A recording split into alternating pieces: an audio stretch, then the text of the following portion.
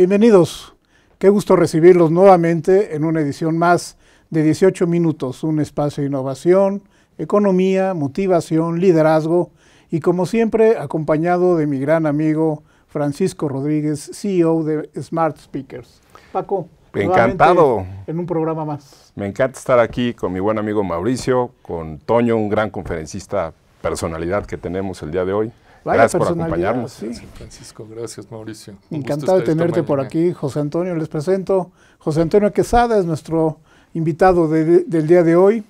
Una larga trayectoria, muy destacado en el mundo financiero, pero más allá en estos días, el mundo de los negocios y la economía en el país.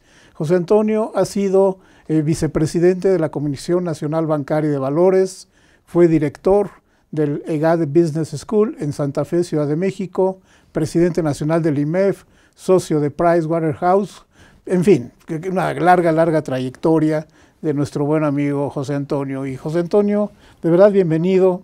Hoy quisiera empezar a platicar contigo sobre un libro que a mí me impactó cuando me lo obsequiaste, debo presumirlo, que se llama El comportamiento humano en las finanzas. Y a mí me llamó mucho la atención desde el mismo título. No es común ver a una persona de trayectoria financiera hablando de comportamiento humano. Danos una breve probada de lo que tú planteas en este libro, por favor. Cómo no, con mucho gusto, Mauricio, y gracias por la invitación de nuevo, Francisco y Mauricio. La realidad es que este libro, si lo sacáramos hoy, quizá tendría una aportación menor al momento en que se emitió, que fue en la crisis del 2007-2008. Sin embargo, tiene toda la vigencia, porque precisamente ahorita estamos también en tiempos turbulentos, en algunas cosas quizá más que en el 2007 y 2008, en algunas cosas menos, pero por ejemplo este fenómeno inflacionario que estamos viviendo, esta situación de escasez de liquidez, una serie de factores que han hecho que la gente no se comporte como debiera de comportarse en escenarios de certidumbre. Y entonces, Mauricio, respondiendo a tu pregunta, comienza la obra diciendo qué tan racional somos los hombres, ¿no? Porque nosotros tenemos la premisa de que el ser humano es racional por definición y realmente esa es una situación que aprobar, es una tesis que tenemos que probar y normalmente nosotros tenemos este comportamiento reptil, esta parte límbica que nos hace actuar en defensa de lo que sentimos que nos están afectando, que nos están atacando, y esa parte de la emoción es la que nos lleva a veces a actuar de manera desordenada. Verbigracia, en estos momentos que hemos visto que las bolsas se caen, que las criptomonedas han sido afectadas, que la situación de varias inversiones están teniendo cuestionamientos importantes, pues hace que muchos inversionistas realicen las pérdidas porque es en el momento en que saltan del barco, cuando lo racional sería pues quizá esperarse un poco a que las cosas se estabilicen y vuelvan a tomar su nivel. Entonces en eso está, que siempre actuamos con una parte emotiva que elimina la parte racional. Como dices, siempre vigente, ¿no, Paco? Claro. Toño, ya empezabas a tocar algo el tema, pero en tu libro manejas un concepto que como que va evolucionando, ¿no? A ver si nos puedes explicar un poquito más del Homo sapiens, le llamas, después al Homo economics y después al Homo emotionalis, ¿no? Entonces, si nos puedes decir un poquito de qué se trata, ¿no? ¿Cómo va esto? ¿Cómo no? Como tú sabes, pues el tema del Homo sapiens es el gran brinco que tenemos en la evolución y que presume que en este momento tenemos conciencia y tenemos esta racionalidad. El Homo economicus es todavía el modelo más acabado de una serie de pensadores que nos llevan a modelar nuestra realidad, a pensar que los modelos de mercado son perfectos, que la realidad es perfecta y que siempre se va a estar ajustando a esta racionalidad.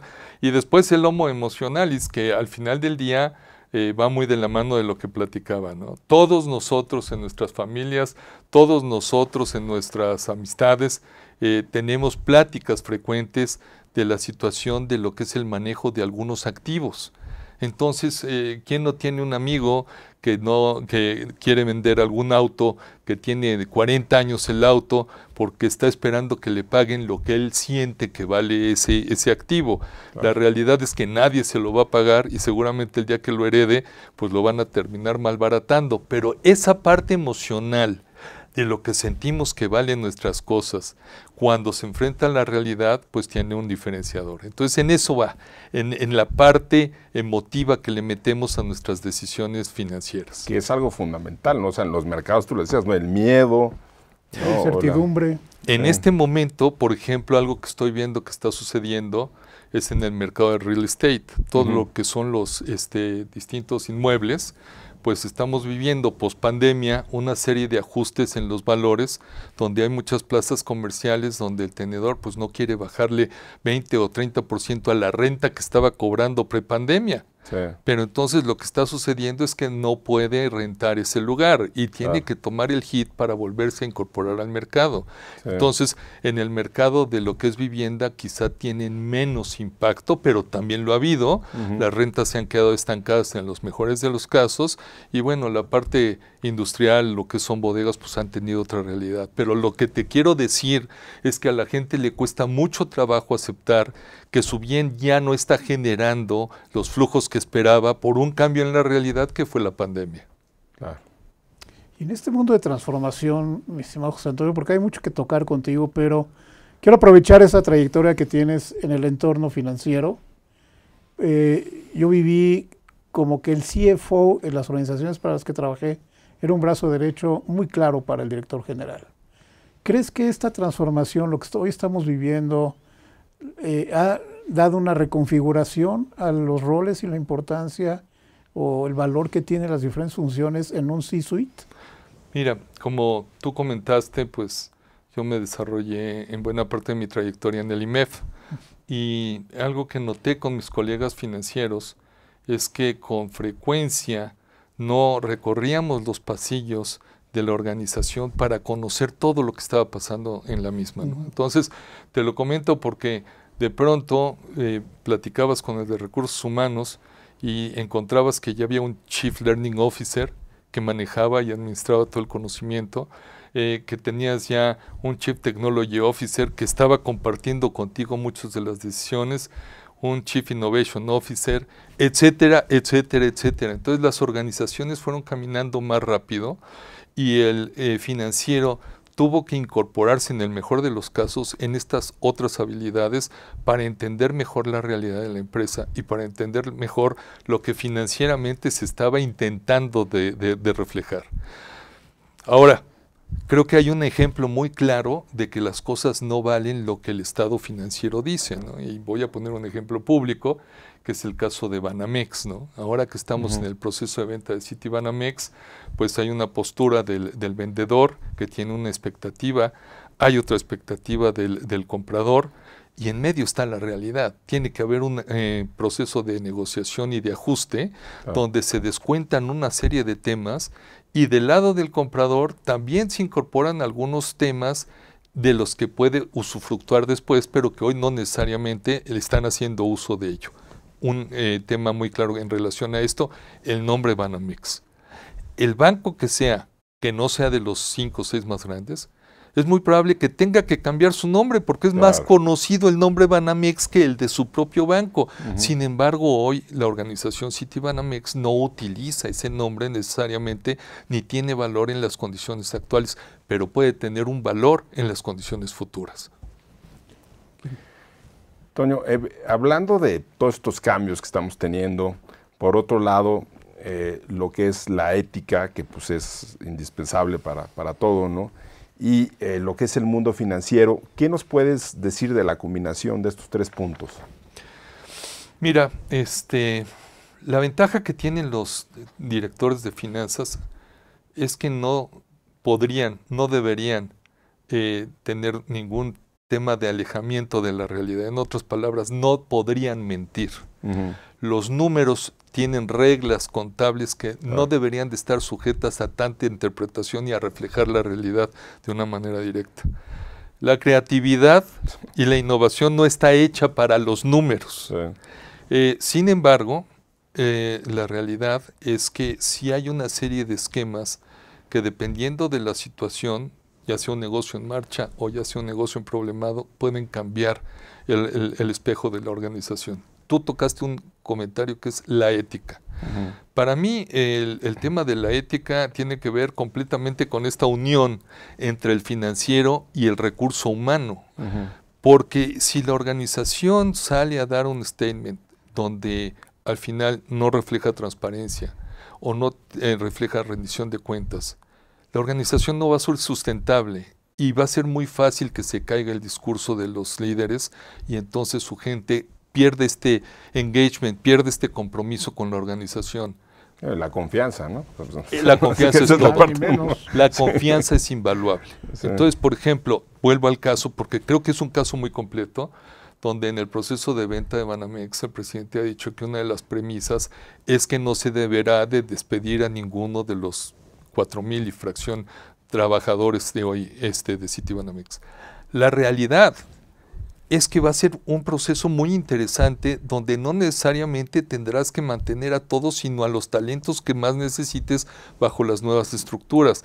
Claro que sería deseable que todos preserven su campo laboral, pero la realidad es que, como bien dijiste tú, hay un componente de confianza que está a prueba para ver si mantienen esa premisa bajo la nueva estructura, ¿no? Sí, Gracias. es importantísimo el tema de ética y gobierno corporativo en estos días, pero también estamos enfrentando un mundo, José Antonio, con un creciente impacto de la digitalización, ¿no? ¿Cuál es tu visión al respecto? ¿Cómo impacta esto en las decisiones de negocio, en las decisiones económicas, incluso del país, pero más centrados en este mundo empresarial en el que nos desenvolvemos? Mundo de digitalización, gobierno corporativo, en fin. ¿Qué riesgos y oportunidades ves? Muchísimos, Mauricio, y vuelvo a el tema de la vinculación con el recurso humano. Yo creo que es fundamental que recorramos esta jornada, este journey juntos. ¿Por qué? Primero, me tocó vivir durante la pandemia una serie de transformaciones, sobre todo en el sector financiero, que tienen que ver con esa digitalización. Y antes la gente, ya no se acuerda, pero antes del 2018 no podría abrir cuentas bancarias a través de su celular. Entonces hubo una transformación del onboarding para reunir una serie de requisitos a través de los distintos dispositivos electrónicos para poder entrar a hacer transacciones con el banco. Las empresas fintech también ayudaron mucho en esta revolución y en este empujón, y de tal forma que un video que tú puedes tomar de 1.5 minutos, 2 minutos, te sirve de prueba de vida en el expediente. Una serie de temas que tienen que ver con tu huella digital, y tú has escrito sobre eso y sobre los bots y cómo los bots se están transformando. Bueno, llegó un momento en que al inicio de la pandemia los call centers estaban saturados. Tardabas hasta 2 horas para que te tomaran la llamada. Entonces, en los bancos comenzaron a darse cuenta que podrían segregar el 80-20, donde el 80% eran preguntas muy recurrentes, 6 o 7 preguntas que siempre se hacían o problemáticas que atender, y el 20% que sí requerían de una atención personalizada, y esas las mandaron a los bots. Pero lo más importante, que tú también has estado destacando, la mejor prueba hoy día de veracidad de que tú eres quien dices ser es a través de la voz. Entonces, cuando dices, soy fulano de tal, mi voz es mi firma, bueno, eso es un patrón que todavía es más difícil de descifrar que la parte biométrica de la imagen. Y no obstante que es la mejor prueba, ahora resulta que me parece que en una de estas películas recientes, Top Gun, etcétera, donde tuvieron que replicar la voz de Val Kilmer, lo hicieron utilizando patrones, porque el amigo creo que tiene problemas de cáncer en la garganta. Vieron todas las cintas que él había grabado, todos los audios que él tenía, y replicaron un modelo de voz similar al que él tenía para darle un tono como el que tenía de joven. Entonces, lo que te quiero decir es que hay una innovación tecnológica que no podemos parar, y que estas pruebas, que son muy válidas hoy, no necesariamente van a ser mañana. Concluyo porque tocaste tanto el tema de la digitalización como el tema de la ética y la integridad con 2 cosas. Hoy día hay mejores pruebas que la del polígrafo para saber si tus empleados están mintiéndote o no y son menos intrusivas que ello.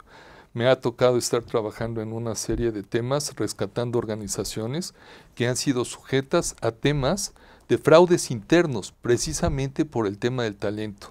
Entonces yo no puedo más que enfatizar la importancia que es para toda la organización poder traer a la mesa, poder traer a la casa el talento adecuado para poder hacer este teaming y salir adelante como organización. No, ahí está el mensaje para todos los líderes que nos están escuchando. Gracias, José Antonio.